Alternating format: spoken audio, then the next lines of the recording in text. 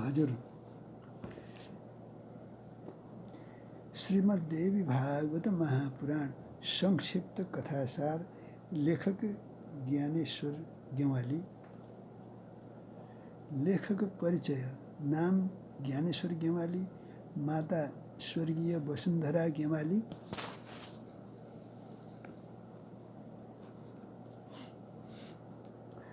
पिता स्वर्गीय बुद्धिनाथ गेवाली। हजुरबुबा नारद गेवाली। धर्मपत्नी शारदा देवी गेवाली। छोरा बुहारी राजेश्वर गेवाली, बीना गेवाली। छोरीहरू अनिता, विनिता, सङ्गीता। जन्ममिति 2003 साल श्रावण ऋषितर्पणी। जन्मस्थान गुवादी 4 तल्ला गुवादी, बुढाघर गुल्मी। सेवा 2023 सालमा हीरा भवन प्रावि रूपाकोट गुल्मीमा प्रधानाध्यापक। 2025 सालमा तुरिया तट निमावि नवलपरासीमा प्रधानाध्यापक। 2026 सालमा सहकारी सेवामा प्रवेश भई 2060 सालमा सेवानिवृत्त। सम्प्रति राष्ट्रिय धर्मसभा नेपालको नवलपरासी शाखा अध्यक्ष एवं केन्द्रीय सदस्य।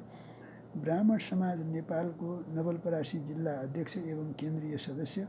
अन्तर्राष्ट्रिय ब्राह्मण सङ्गठन नेपाल राष्ट्रिय समितिको लुम्बिनी अञ्चल संयोजक। विभिन्न सङ्घ संस्थामा आबद्ध र समाजसेवा।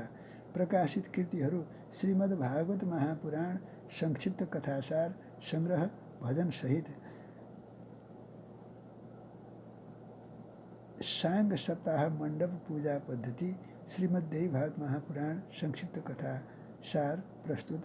ठेगाना रामग्राम नगरपालिका 3 सङ्गमटोल नवलपरासी।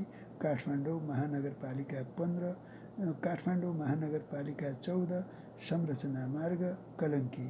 सम्पर्क फोन 9847031571 078520176 014277842 9813657612।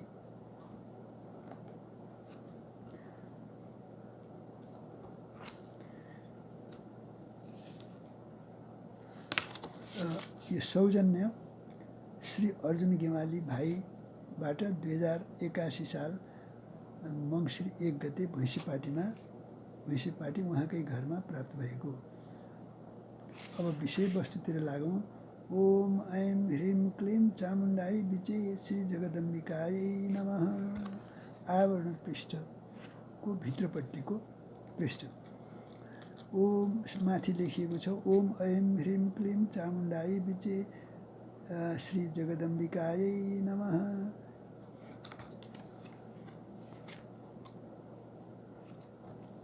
श्रीमद्देवी भागवत महापुराण संक्षिप्त नेपाली अनुवाद।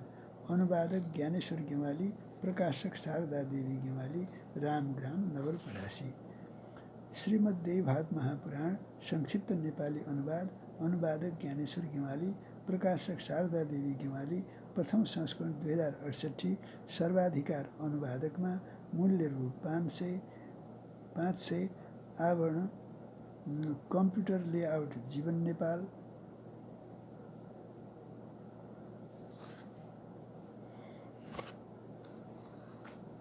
पुस्तक यस्तो छ।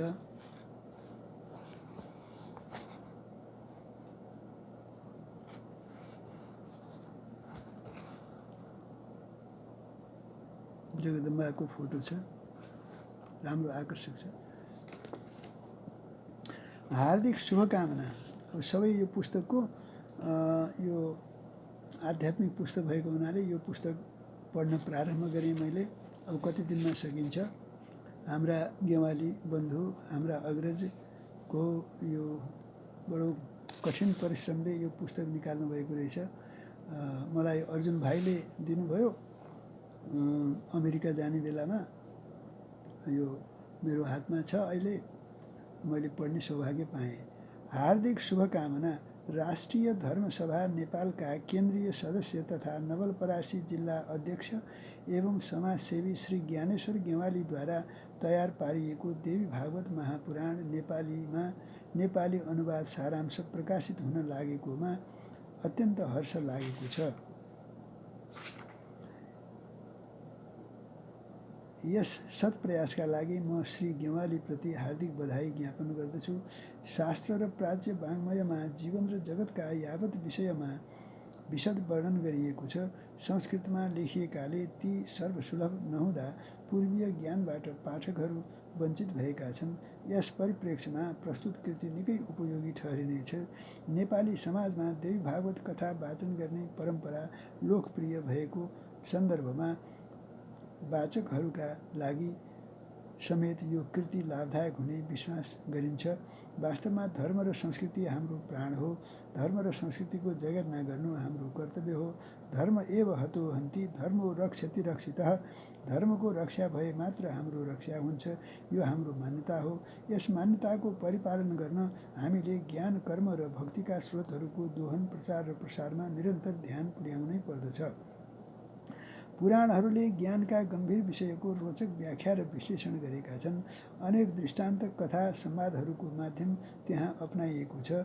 भाषा शैली सरल र सरस छ। राजा, महाराज, ऋषिमुनि, महापुरुषहरूको चरित्र प्रेरणादायक छ। यस्ता पुराणहरूको जति प्रचार प्रसार गर्न सकिन्छ त्यति समाजमा नैतिकता र चरित्रको अभिवृद्धि हुन्छ। फलस्वरूप समाजमा शान्तिको वातावरण पैदा हुन्छ। यस दृष्टिबाट कृतिकार गेवालीजीको प्रयास निश्चय नै प्रशंसनीय र अनुकरणीय छ। अथाह अनन्त ज्ञानको भण्डार भए पनि जनसमक्ष त्यो सामग्री प्रकाशमा ल्याउन सकिएको छैन। त्यसैले गर्दा युवा पुस्ता धर्म, संस्कृति, नैतिकता, राष्ट्रियता र मानवीय उदात्त भावनाबाट वञ्चित छ। हामीले यी उत्कृष्ट गुणहरूको विकास र विस्तार गरी आफूभित्र अझ उदार दृष्टिकोणको अभिवृद्धि गर्न सतत परिश्रम गर्नु आवश्यक छ। देवी भागवत महापुराणको अध्ययन, अनुशीलन र प्रसार अत्यन्त सान्दर्भिक छ। श्री गेवालीले यसअघि पनि श्रीमद् भागवत महापुराण र साङ्ग सप्ताह मण्डप पूजा विधि जस्ता कृतिको रचना गरी समाजलाई गुण लगाउनु भएको छ। ती पुस्तक पाठकहरूले मन पराएका छन्। यो कृति पनि अवश्य स्वीकार्य र ग्राह्य हुनेछ भन्ने आशा राख्दै प्रकाशनको सफलताका निमित्त हार्दिक शुभकामना व्यक्त गर्दछु। प्राध्यापक डाक्टर माधव भट्टराई, अध्यक्ष, राष्ट्रिय धर्मसभा नेपाल, नेपाल पञ्चाङ्ग निर्णायक समिति।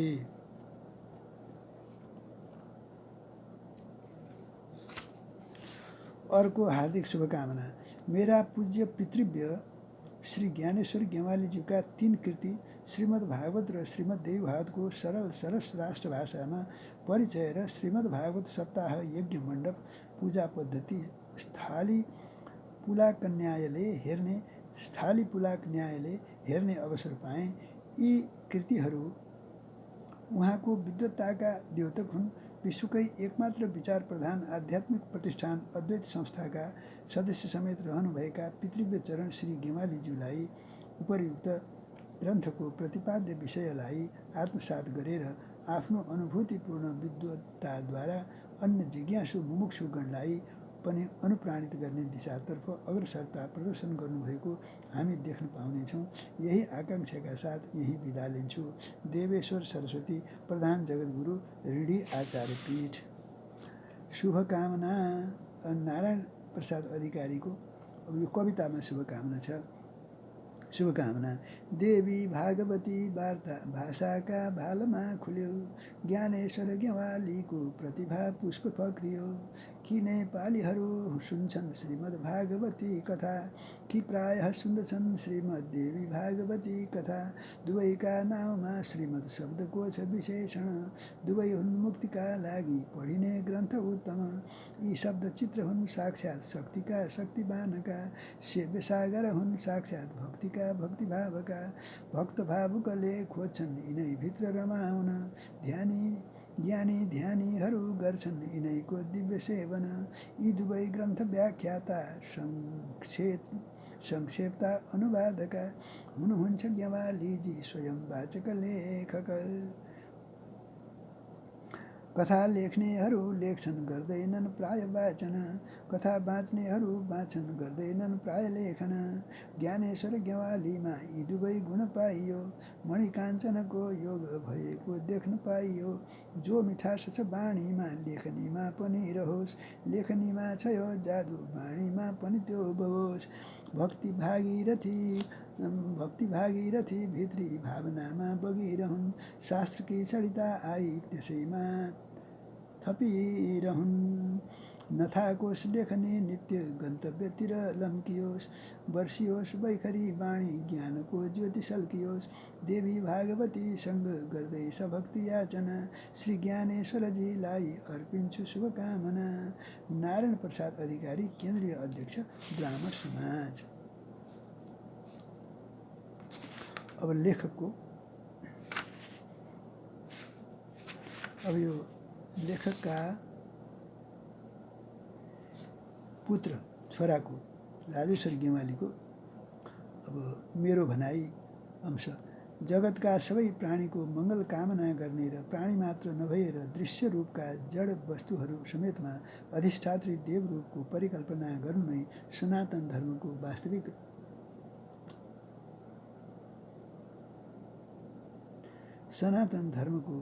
वास्तविक रूप स्वरूप हो।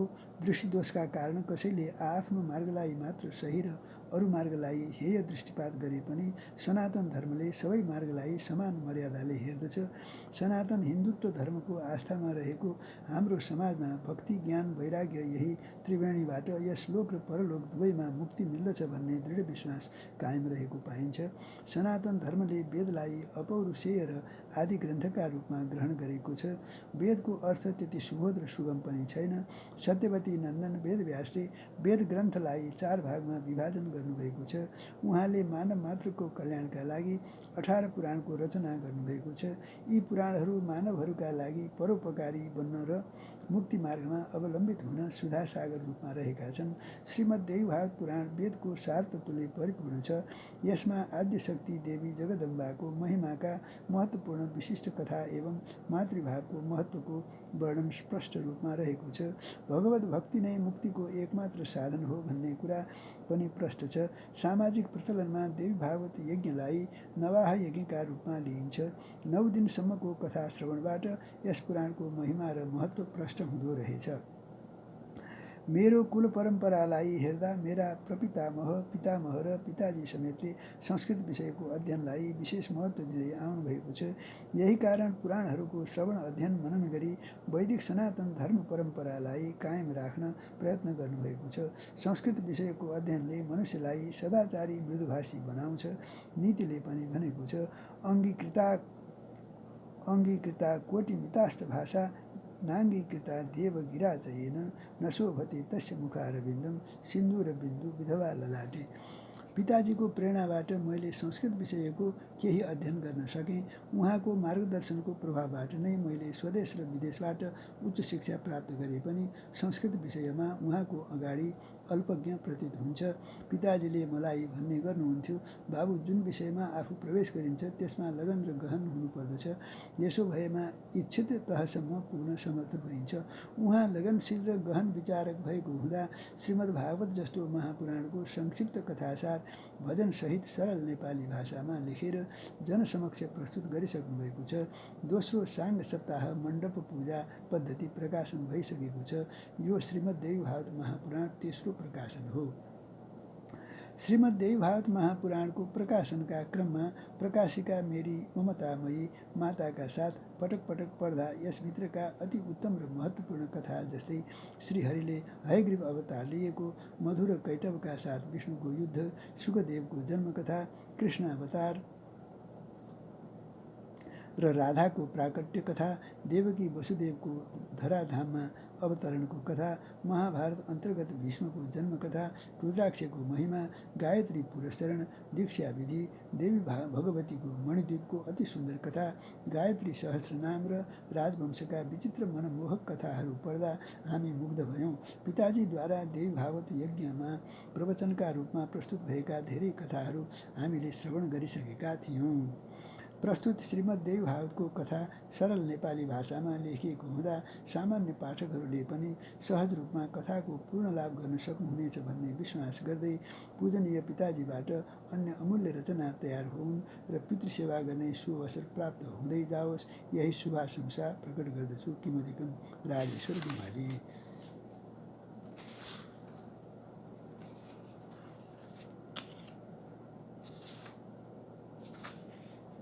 लेखकीय 18 पुराणहरूको परिगणनामा श्रीमद्भागवतको स्थान शीर्ष छ भने श्रीमद्देवभागवतको पनि उति नै महत्त्व र मान्यता छ। त्यसो त सबै पुराणहरूको लक्षित प्रमुख विषय सांसारिक माया र विषय वासनामा अल्झिएकाहरूलाई धार्मिक र सदाचारिताको बोध गराई कैवल्य मोक्षको मार्ग निर्देशन गर्नु नै हो। पुराणहरूको अन्तर्निहित विषय र विशिष्टतालाई हेर्ने हो भने यसमा 10 विषयको प्रतिपादन गरिएको हुन्छ। अत्र सर्गो विसर्गश्च स्थानं पोषणमुतयः मनन्तरे सानुकथा निरोधो मुक्तिराश्रय। सर्ग विसर्ग स्थान पोषण उति मनन्तर ईशानुकथा निरोध मुक्ति र आश्रय तदनन्तर भूगोल खगोल आदि विषयहरूको विस्तृत परिचर्चा गरिएको हुन्छ। यसभित्र धार्मिक ज्ञानवर्धक ऐतिहासिक विषयवस्तुको पूर्णता छ। यही कारण जगतका मनुष्यलाई भवरोगबाट मुक्त गराउने एकमात्र साधन भन्नु पनि पुराणको ज्ञान नै हो। वेद र उपनिषदको सारतत्वबाट परिपूर्ण श्रीमद्देवभागवतले आद्यशक्ति जगतधात्री देवी जगदम्बाको मातृशक्तिको महित्व प्रकट गरेको छ। देवी प्रपन्नार्तिहरे प्रसीद प्रसीद मातृ जगतोऽखिलस्य प्रसीद विश्वेश्वरी पाहि विश्वं त्वमीश्वरी देवी चराचरस्य।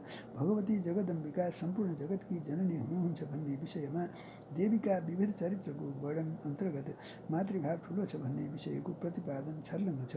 सन्ततिका लागि माता नै सबैभन्दा नजिक रही स्नेहबाट द्रवित हुन्छन्।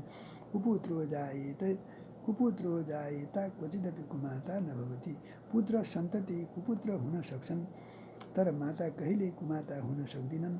माताले सदा आफ्नो सुधाधाराद्वारा सन्ततिलाई पुष्ट गरिरहन्छन्।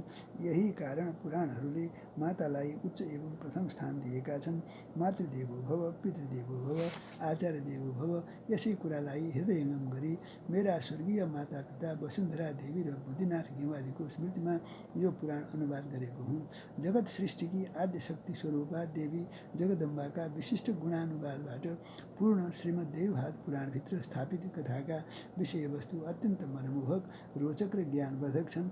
विविध विचित्र कथाहरूको प्रसङ्ग देवी महात्म्य देवी आराधना विधि धराधाममा अवतरित राम कृष्ण गङ्गा मनु आदि सबै देवताहरूको यथार्थ कथा चित्रण सूर्यवंशी चन्द्रवंशी अन्य राजवंशका रोचक ऐतिहासिक पौराणिक सुरुचिपूर्ण शिक्षाप्रद सुन्दर चरित्रहरूको वर्णन वेद सम्मत सार तत्त्वले परिपूर्ण भक्ति ज्ञान वैराग्य गायत्री पुरस्चरण गायत्रीको महिमा आदि ज्ञान मार्गका विषयमाबाट पूर्ण यो पुराणबाट आस्तिक श्रद्धालु जिज्ञासु ज्ञानीजनले अप्राप्य ज्ञान प्राप्त गर्न सक्दछन्।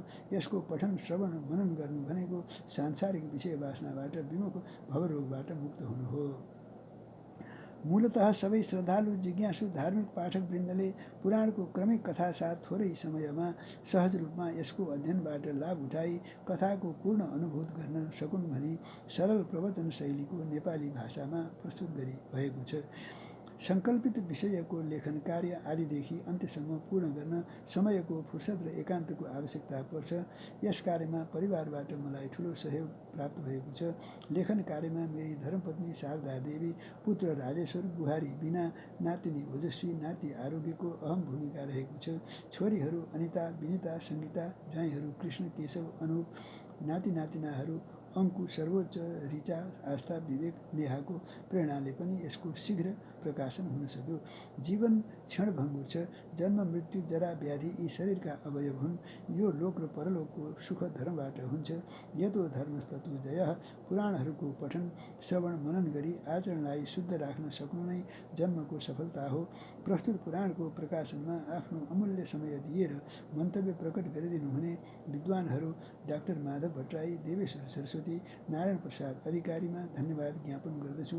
कम्प्युटर सेटिङ गर्ने जीवन नेपाल र समय समयमा सुझाव दिने भाइ कपिलमणि गेवालीलाई समेत धन्यवाद दिन्छु। अन्तमा पाठकवृन्दसँग अनुरोध गर्दछु कि लेखाइ वा छपाइका कारण कहीँ कतै त्रुटि हुन सक्छन्। हिँड्ने मानिसलाई ठेस लाग्न सक्छ।